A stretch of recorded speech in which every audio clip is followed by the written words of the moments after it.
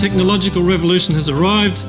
We now have all these devices and gadgets and mobile phones and iPhones and laptops and electronic games, and it is impacting on our brains. And people are asking, is it rewiring our brains? What is it doing to our brains?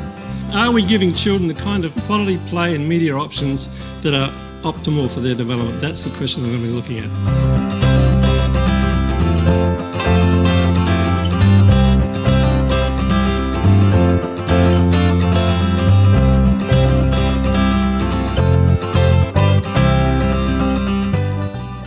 And so it's really important when we're looking at children playing these games that we're looking at what kinds of understandings of the world are children showing us when they're playing these games.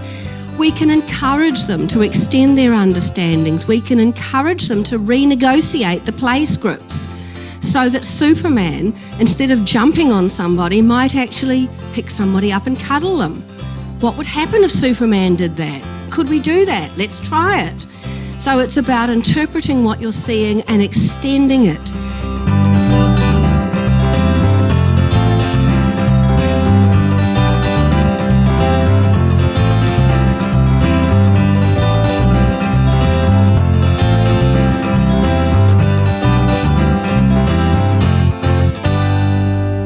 Then she stopped them and said, okay, we're going to play Batman and Robin now. Go and get the face makeup. And so they went and they spent a long time making up their faces, and she let them run around like a wild thing for a couple of minutes. Then she called them back and said she'd drawn a girl from in the centre, and she brought her over and said, this is Mrs. Smith. Someone down at the supermarket's just stolen her purse. What are you going to do about it? Well, there were seven boys. 6 of them ran off and said, we'll find them and beat them up. But the other little thug walked over to Mrs. Smith, put his arm around her and said, don't worry, I'll stay here and look after you. Lovely social learning going on.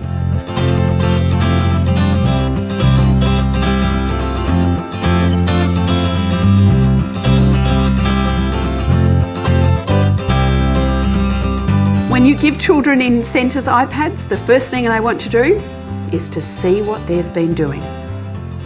Now, do you know what that does for children when they get to see what they've been doing? It gives them an opportunity for higher order thinking, and that opportunity for higher order thinking is really what we're all about. That ability to think metacognitively, to reflect, revise and revisit daily activities extends learning. So let's say little Jimmy's been in the sandpit and he was talking about digging a very, very deep hole.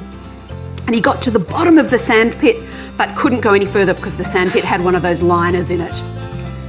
Now, if I showed him photos of him doing that a few days later, I could extend his learning and engage him further by talking about the language he was using, by talking about what he found, giving him an opportunity to reflect, revisit and revise. That would not only engage him, but hopefully it would extend his learning.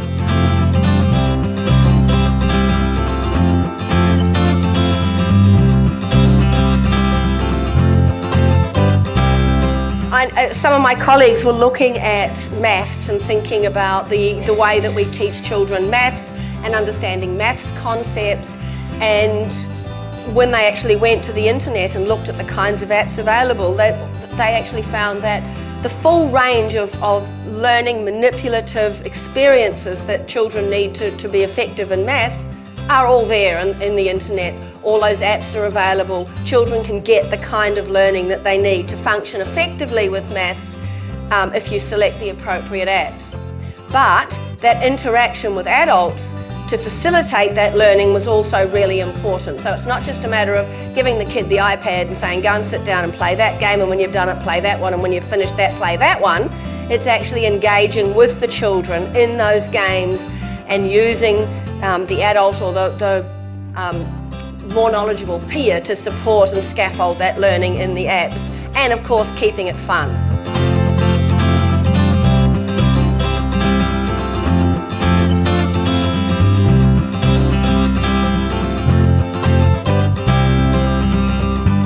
And related to that, parental agency. And so when you get to a point in a conversation like this where you're sort of saying, oh, well, it's just up to parents to do X, Y, Z, you always have to stop and think, well, not all parents have the capacity to do that. So it's lovely to think that parents could all have the conversation with their children about what they're seeing, on their screens, and how they need to think about that and so on. But not all parents have that capacity to even know what to say, let alone know how to say it. And so that's where we come back to the old adage of taking a village to raise a child, and how it's the responsibility of, in a sense, all adults who come into contact with a child to try to improve that aspect of things in that child's life, within reason, of course.